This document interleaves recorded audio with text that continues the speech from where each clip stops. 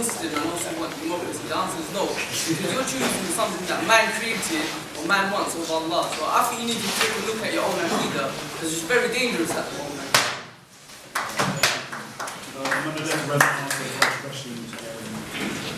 I mean, look, I'm a bit... Ahmed, with all due respect, I'm very disappointed with some of your rhetoric. I mean, the reason why that young man in the back is here is a result of colonialism and the colonial history of this country, actually. He didn't come running here because he loves... He's probably a second or third generation from the Indian subcontinent who came here after their countries were raped by the British colonialists, and they had nothing left inside their own countries other than the corrupt systems which were left back by the British. This is the issue.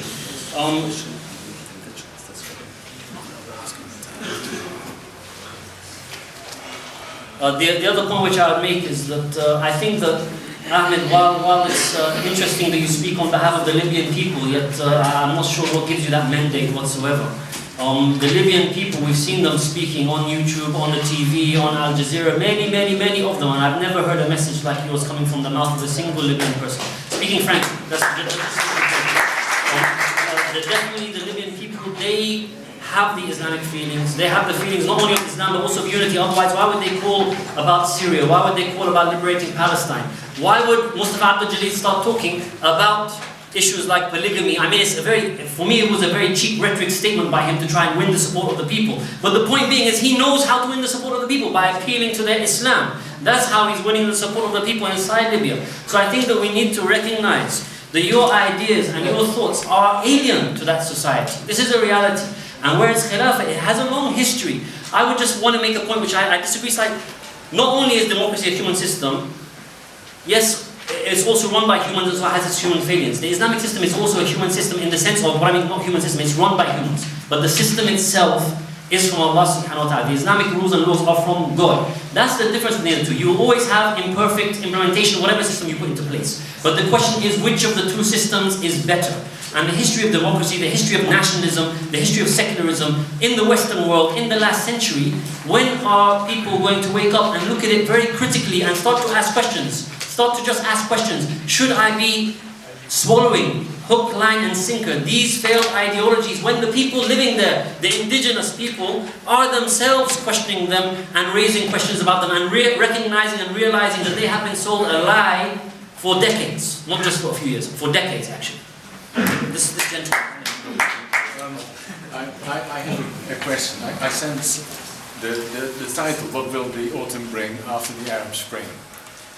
I sense a great deal of anxiety and wanting from almost every speaker and everyone who's asked the question for a certainty and a clear vision and a way forward. And I'm not a Muslim. My parents came from South America. I grew up in Holland and I've been in the UK for the past 30 years. But when I hear you speak, Dr. Pankhurst, I'm scared. And the reason I'm scared is that the way I hear you talk, you sound just like Trotsky, Stalin, Lenin. And ultimately, at the time when the debates in communist Russia were raging at the intensity that you discuss or promote the vision of Islam for the Middle East, at the time when that debate raged in Russia, they were so honest and so truthful, and they wanted so much the best for Russia. And over time, it disintegrated into an argument about who had the right vision of communism. And then in 1956 we had Hungary, in 1968 we had the Czech Republic, and ultimately it was the violence of the military that ensured that communism stayed in force till 1989. And it took basically the price of oil, which fell, that made Russia bankrupt and made the system change. And the worry that I feel is that if you argue with such intensity for certainty and a clear vision in only one direction, that you end up alienating over time many people. And I don't know whether there's enough. I'm not a scholar, I'm not an expert on Islam at all, but I worry that if you want to reduce it to something that Muhammad argued for many, many years ago, and a number of prophets maybe after him have interpreted in certain directions. As I said, I'm not a Muslim, so I don't know.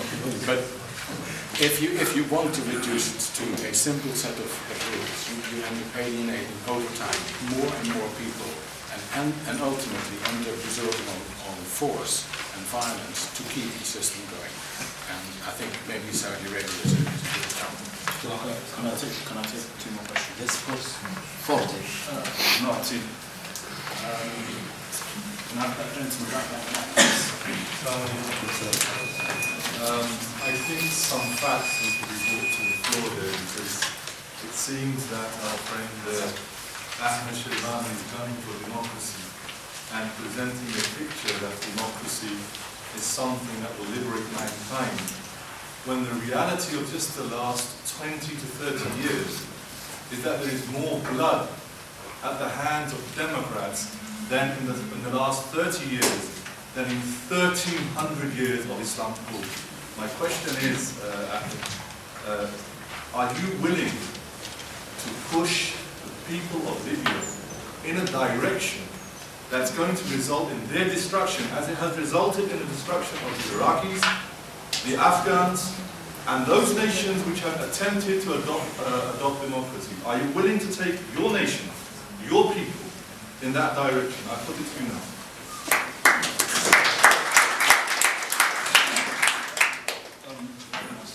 Can I get that gentleman there back, please? So I was just going to say that even though I'm not that concerned about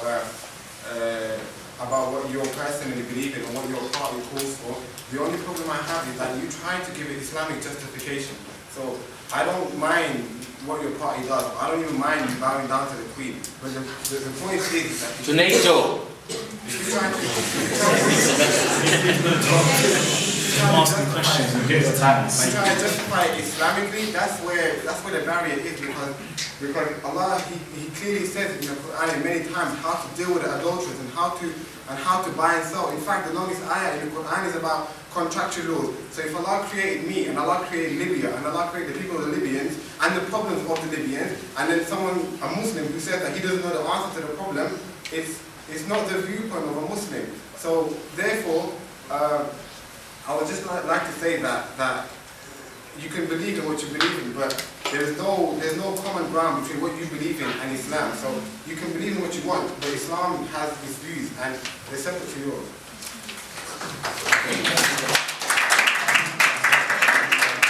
Can you answer two of the questions and wrap up, please, and give your conclusion? Thank you. To the gentleman, my brother, you have posed a question. You are saying, do you want to march your country to destruction and becoming a failed state like Afghanistan and Somalia? No, we want it to become like London and Switzerland, where there is human rights, there is rule of law, there is civil society, there is respect for women. We, as a youth movement, we had a conference in July at Coventry University. We have another one in March 2012 at Bournemouth University, specifically to address areas of women empowerment. When the National Transition Council was established in Benghazi, it started with 12, then it moved to 20, 30, 40, 80. By that time they had 1 woman. When we got our first 300 million grant from the Turkish government to facilitate running the state, they decided to have 50 people on salary. That woman was dropped out. Such things are not acceptable in the new Libya. We want to make sure that there is sufficient quota for women, for youth, of those of vulnerable groups, and we are addressing it in a very systematic way. We have a clear policy, a clear vision. We know where we want to reach, and we are working every day to build the party, and we will reach there, sister, okay? And I can assure you that our model is a model that seeks not to reinvent the wheel, but we want to excel. If I can link to the question that the second brother has posed, who gives you the monopoly to block me from making ijtihad? No one. We have the right to do so, and inshallah we will make Libya an exemplary country, and in no time you are welcome to come and visit Libya. And if I can make my final summation, that prior to the revolution, I was asked by a friend of mine to take two American couples coming to visit Libya, and I assumed they are elderly couple coming to visit the graves, because in Libya there are many graves from the Second World War. And I was astonished when I received them. It was Meryl Streep and Robert De Niro. As I took them the next day for promenading in the old Medina of Tripoli, I was surprised that Meryl Streep, she appeared like a Tuareg. She had a huge hat, big sunglasses, and wrapped with a scarf. As she proceeded to buy things from the shops, especially antique silverware, she was buying them at face value. I said, no, we don't do things like this in Libya. You need to barter. If somebody said, 10 dinars, I'll give you 5. Meet me halfway, and so on. And then she took the sunglasses off. She took her hat off. She took her scarf. Nobody noticed her. Nobody said, can I have your autograph? She turned around and she said to me, I feel I'm normal here. But I asked her this question. I said to her, what brings you to Libya? She said to me, the Queen of Chat Show, Oprah Winfrey, she tucks me to bed every night. And in one of her programs, she said, there are 5 things you need to do in Libya. Sorry, there are 5 things you need to do in your life. One of them, you should seek to visit the Roman ruins in Libya. And here today, I invite you all, inshallah, to come and do your tourism in Libya. We want to have halal tourism, Islamic tourism, so please come to Libya.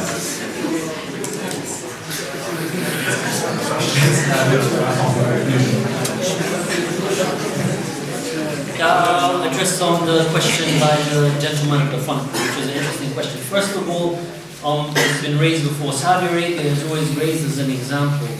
Saudi Arabia for Muslims doesn't represent an Islamic regime.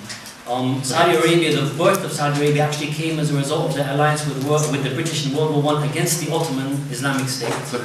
And it's basically the fiefdom of Ibn Saud. And Ibn Saud made his legitimacy with a group of the scholars inside Saudi Arabia. Therefore, to try and say, giving some religious legitimacy. But I'm not a follower of these people, so it's a straw man for this kind of discussion, actually. So when we look at Saudi Arabia, we find it's one of the closest American allies in the region. It's not independent in any way whatsoever.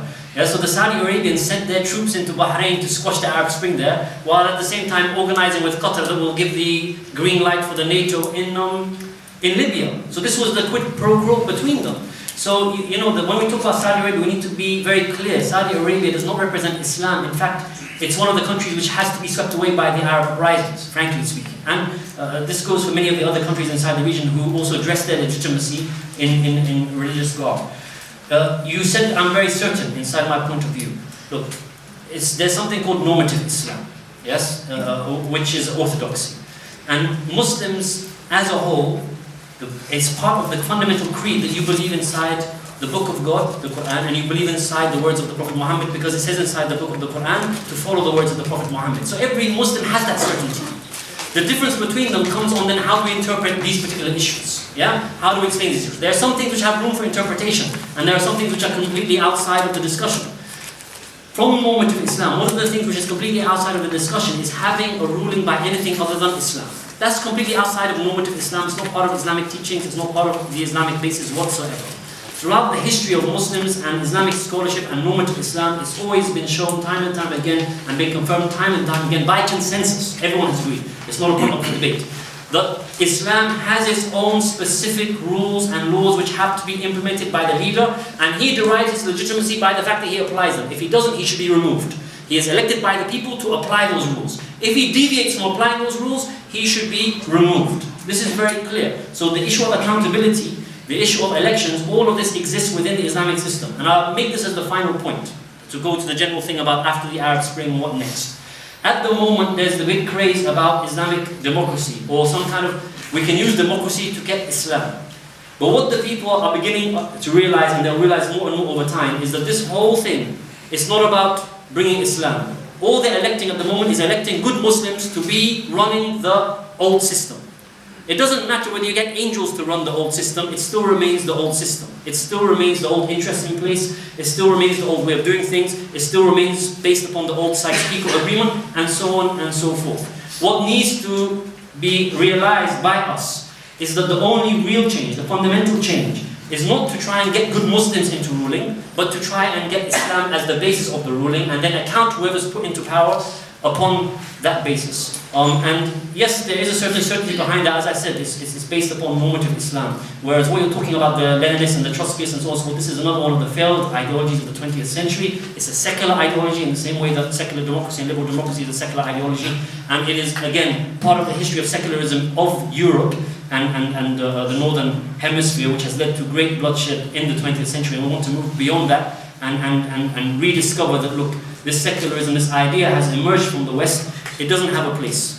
Separation of church and the ruling is something which fits in Europe because the church was ruling as though they were God. In Islam, we do not rule as though we're God. We rule on the basis of God's rule and we are counted according to that basis, and the Sultan is removed if he doesn't do the right thing. Whereas according to Christianity, and what they did in the Middle Ages was the king's word is God's word. He cannot go against God's word. What he says is God's word. This is the reality. So when someone says we need to separate the mosque from the religion or whatever, he's coming with something that no one else came with, and actually, frankly speaking, it's nice to have this debate here inside UK, but there's no one having this debate inside the Middle East. Not a single person really is having this debate inside the Middle East, seriously. Maybe a few. There are a few, but the general masses of the people are talking about how are we going to have Islam and upon what basis are we going to have Islam. And that's where the discussions are going on at the moment, and that's where we need to be contributing those discussions too. But I do admit that Ahmed Shebani's presentation may look good in front of Chatham House and whatever other Western think tanks he goes to.